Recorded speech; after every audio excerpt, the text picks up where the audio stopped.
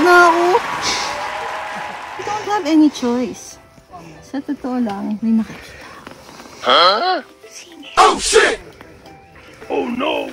Hindi, sa totoo lang. Pang ilang days natin nakita ko, Kevin? 3? Marami na po, ma'am. Hindi, 3. Mga 3 na po or 4. Tapos, Panlima na to ngayon eh. syempre, kahit na matagal ka nang umakit ng bundok, ilang beses mo na inakit ang bundok, hindi mo kasi pwedeng sabihin na madali na lang siya.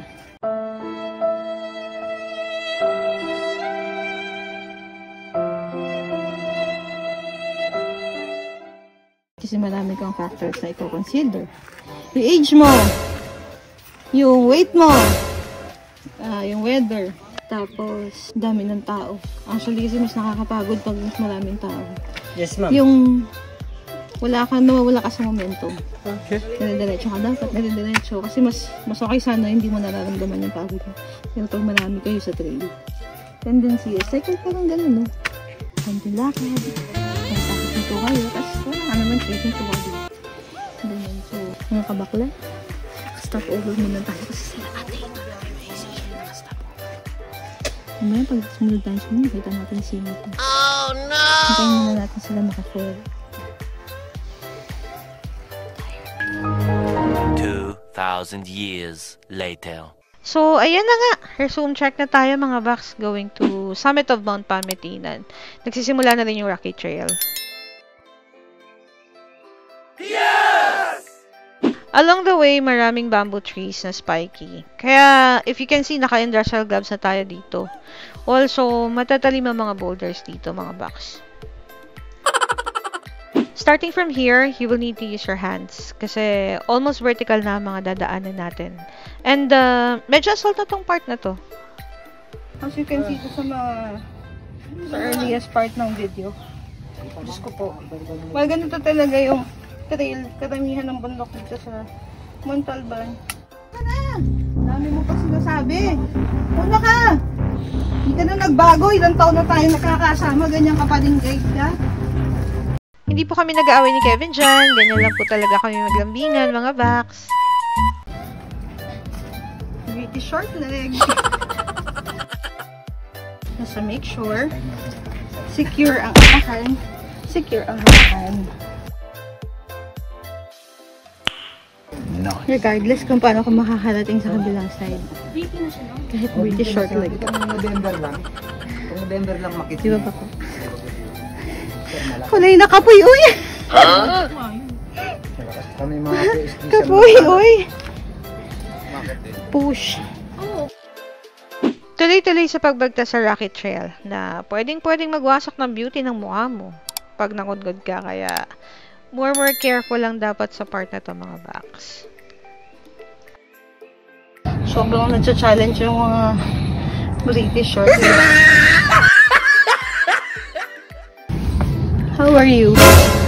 Gusto na kayo?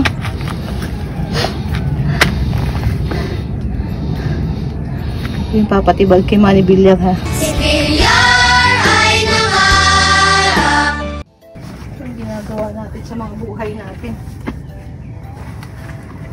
Napatulog pa tayo, eh. Patulog pa, eh. Mga baby parts ko, kitang-kita. Malapit na tayo! Malapit na. Yes! Malapit na umayaw. Oh no!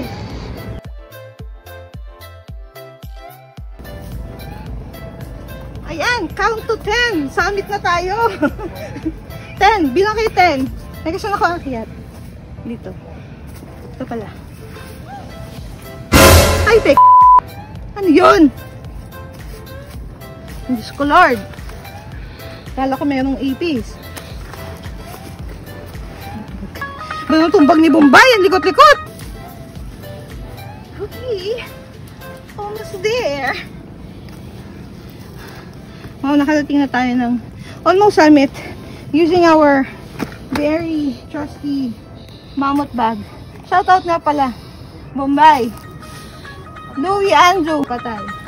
Bombay Outdoor Shop. Bili po kayo. Mura na. Nauutang pa. Yes!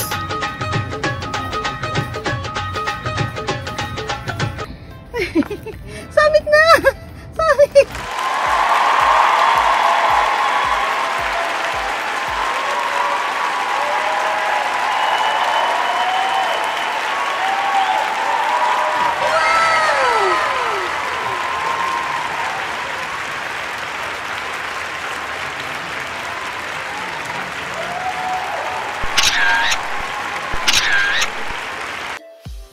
andito na kami sa summit ni Mount Pametinan, mga baks. There's a part here na ginagamit din ng ibang climbers as campsite. So, we decided to have our breakfast on the spot. That's why, as you can see, nagpe-prepare na sila ng breakfast na group. Dinala ko nga pala yung Nature Hike Moonwalker type stove ko and maple fire cook set. And for our hydration, parati namin dala ni Glenn yung mga Nalgene water bottles namin na 1.5 liters ang capacity.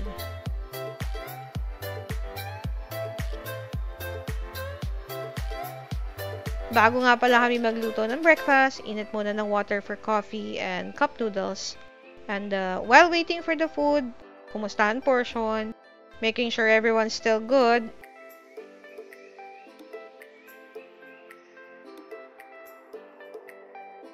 We will have fried eggs, hot dogs, and pandesal na binili namin kaninang madaling araw na luckily, hindi namin ginawang trail food. Now, breakfast is ready! Fight! And not long after eating, descend na going back to Junction. Oh,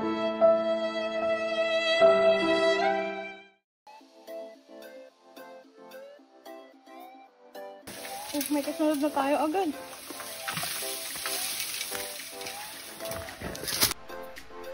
Back at the junction, mga baks, after a quick and easy descend.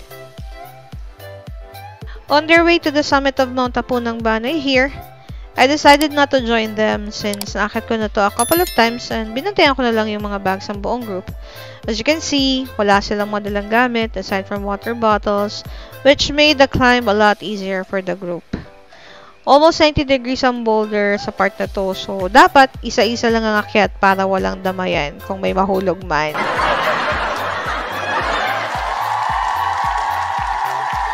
At one of the peaks ni Mount Apunang Banay, at last, time for photo ops!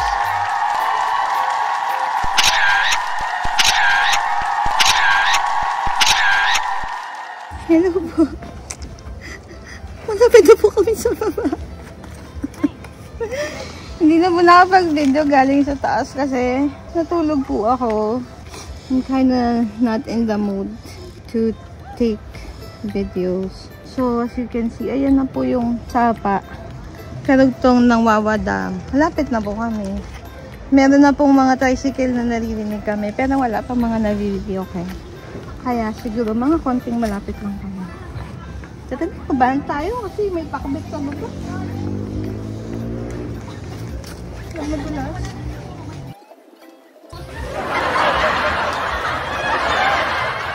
Kunwari magaling. Pero kung hindi halatang takot. Madulas. Hanging bridge na ulit tayo, mga baks. Nasa medyo kapatagan na po kami. Mga kabakla. Dalawang bundok ko inakyat nila. Ang gagaling nila, diba? Lalo na yung mga bago. Amazing, isn't it?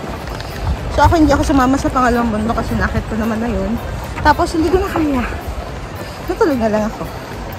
And I waited for them for like more than an hour. By the way, mga kabakla, itong hanging bridge na to, nasira to ni... Anong bagyo? Undoy. Hindi. Ulysses. Ulysses. Nasira siya ni Ulysses, so that was just like what? 2019. 29. Ha? 19. 2019 nga. 2019. So this was rebuilt months after that. Tsaka, if I can remember, hindi ito kahoy dati, di ba? Metal to dati. Kawayan. Ayun, basta yung una akong mga nadadaanan to, hindi to ganito eh. Yan. Ayan, yan na po yung mga tao dito kaya nabuto ulit. Oh, diba? Very good. Dahil sa bayan mo, nagkaroon ng tawiran.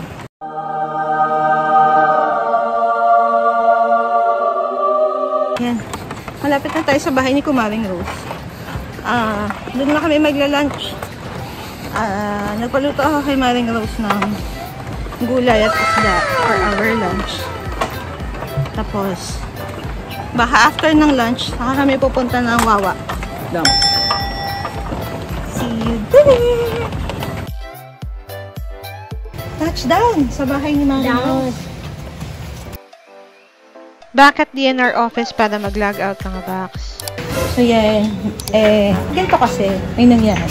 Usapan magluluto si Maring Rose, si Kumaring Rose, yung biyana ni Kevin, ng food namin for lunch. Pero parang may kailangan niya umalis kasi hindi siya nakapag-iwan ng pera. Pambili na ingredients. So, maghahunt na lang kami ng ulam. Total may nasaing na daw na rice.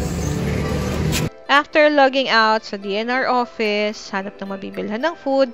Swerte naman kasi may naspatan kaming karinderya dito sa town proper na enticing yung mga tindang ulam. So, we opted to buy here. Konting pa-charming kay ate para talaga na serving ng food kasi gutom na gutom ang mga kakain na galing bundok. Bigas, sarsyadong isda, kare-kare, menudo, dinakdakan, nagabong, apay, walang balunan. Mga kabaklan dami na nito, ulan namin. Sana mahusal, tsaka normally kasi pagkagagaling mo lang ng bundok, para kang 2 times ang gusto ko pag kumain. Mag-log out muna din kami sa DNR pala. Log out naman dito sa Barangay Hall on behalf of Kevin and Arjun. Hi mga kabakla. Okay, so nakapag-lunch na kami. Punta kami muna sa Wawa Dam. Han ko siya kasi I've been climbing mountains here since 2017. Pero never ako nag-side trip dyan sa Wawa Dam. Na-curious lang ako. Tsaka gusto rin naman nila manain itong mga hitag na to. Na pupunta doon. So pupunta kami doon. Let's go! Gusto ko talaga mapuntahan yun. Papunta na kaming Wawa Dam now para magbabad ng mga pagod na katawan. Bumili muna kami ng slippers si Joe kasi hindi daw siya nakapagdala. Napakaraming tao sa daan since weekend nga. Kaya napakaraming tourists dito today. Climbers, bikers, riders, and even mga picnic goers. Hello guys! Hi mga kabakla! Hello! So ito na mga bakla, malapit na sa Wawa. Oh, matubo ka dyan ng bamboo. Sige. Ito yun. What's that? That's bamboo. Oh, ito. That's still bamboo. We're almost by the river now. Hindi na kami tutuloy sa dam kasi malayo pa yun from where we decided to stay kasi pagod na talaga kami. So, okay na yung mga paano lang namin ng ibabad namin mga box.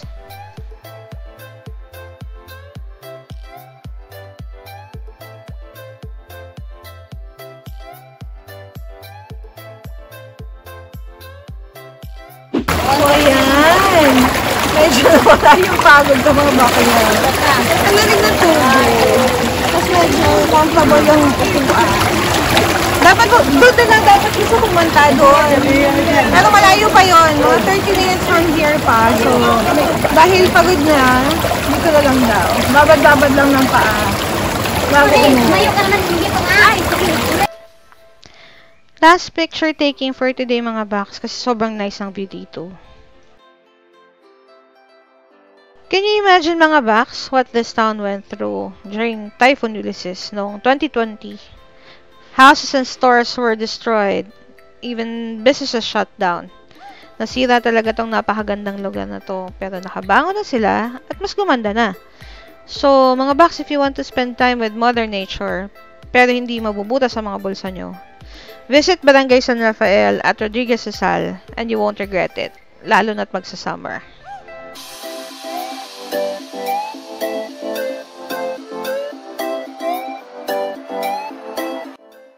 Hello mga kabakla!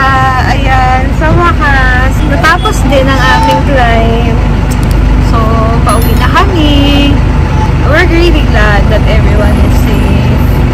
We were able to descend those 2 mountains na wala naman nangyaring incident. So, maraming salamat kay Lord. Pagod, pero saya naman. As usual, syempre, whenever I climb, it's a different feeling. It's an uplifting and refreshing feeling. So now, nandito kami sa minibus. Yan. Ito yung sasakyan ko namin. Isabay ko si Glenn kasi si Glenn pinaparada niya yung motor sa bahay pag umaakit kami. Hanggang Concepcion lang kami. Tapos nagka-Jessica na lang kami. So, that's it for now. Well, dapat bahay, maliligo sila manay. Pero tinatamad niya pa sila. So, straight home na rin sila. Yun lang. That concludes our